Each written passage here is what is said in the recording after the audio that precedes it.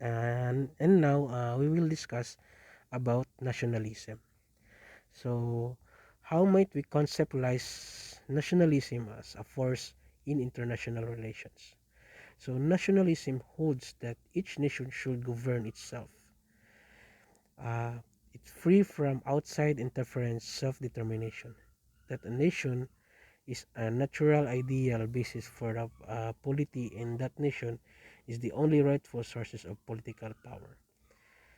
Um, Dito, mako-conceptualize natin yung nationalism um, sa internal relation, no. So mahalaga yung yung nationalism kasi dito natin malalaman if yung isang nation ba is dependent sa sarili niyang government. So sa pamamagitan nito is um, mas mas magagamit na yung rightful source of political power mismo pag um, dependent yung isang nation. Nationalism, so nation that focus on a political identity and loyalty. There are three rules of nationalism. First is ideology. In ideology, this idea uses of nation to achieve political goals. Next is politics. Politics is acknowledge or equality expressed in sovereign independence. So, ibig sabihin, um, sa politics mismo is doon na ma-express yung sovereign independence. So, pag ibig sabihin ng sovereign independence is yung nasasakupan, yung nasasakupan ng isang bansa.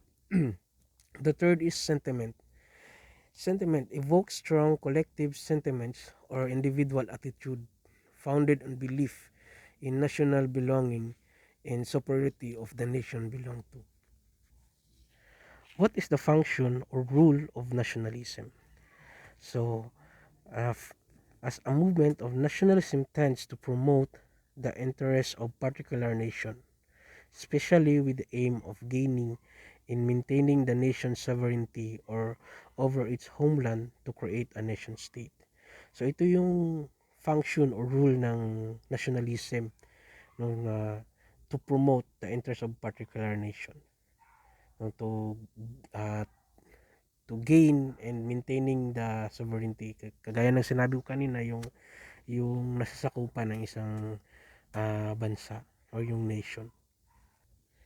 So there are two types of nationalism. First is civic, second is ethnic. So civic, uh, nationhood is meant to describe the political identity built around shared citizenship in a liberal democratic state. Next, next is ethnic. Ethnic defined as a term of ethnicity with emphasize on an ethnocentric ethnocentric uh, ethnocentric approach to various political issues related to national information of particular ethnic group.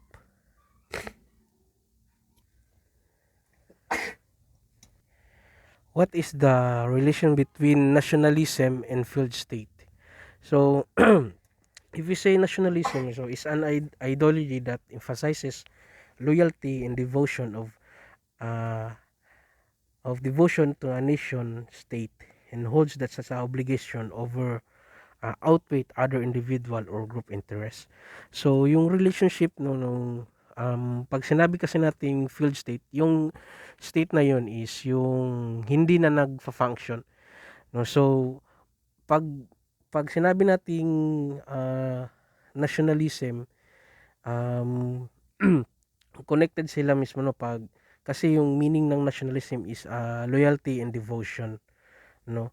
So pag walang sa isang bansa o yung mga tao is walang loyalty or devotion sa kanilang nation is maaring ma ma maaring maging failed yung government nila. So what about the state where nationalism is poison? So nationalism is a poison. So it attacks the mind of short circuits of thinking and makes self-destruction look appealing. So nationalism sows the seeds of hate and war. It makes the title warriors and honorific instead of uh, pejor- pejorative it ought to be.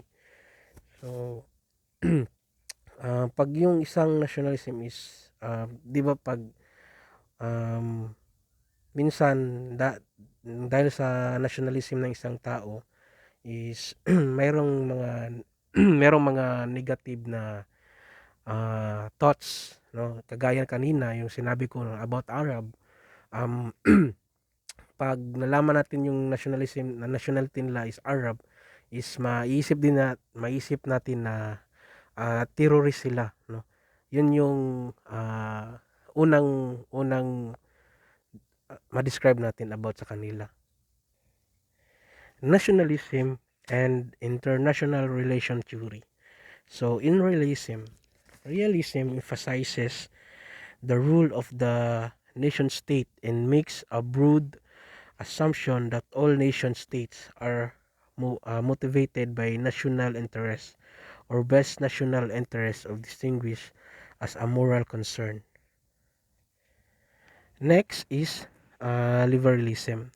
Liberalism stood many things: individual freedom, equality before the law, representative in government and constitution, as well as the inviolability of private property. Constructivism is a blank philosophy that encompassing all scholarly, though nationalism derived from the premise that nation is not mythical nor it's pre-existing given between men. Marxism identifies the nation as the socio-economic construction created after the collapse of feudal system, which was utilizes to create a capitalist economic system. Feminism. Nationalism links struggles for women's rights with the struggle for group identity rights and the nation's sovereignty in their goals of the self-determination. Post-structuralism. Political shift feed the tendency of post-colonial study to regard nationalism as inherently demonstrably absolutely essentialist and destructivist.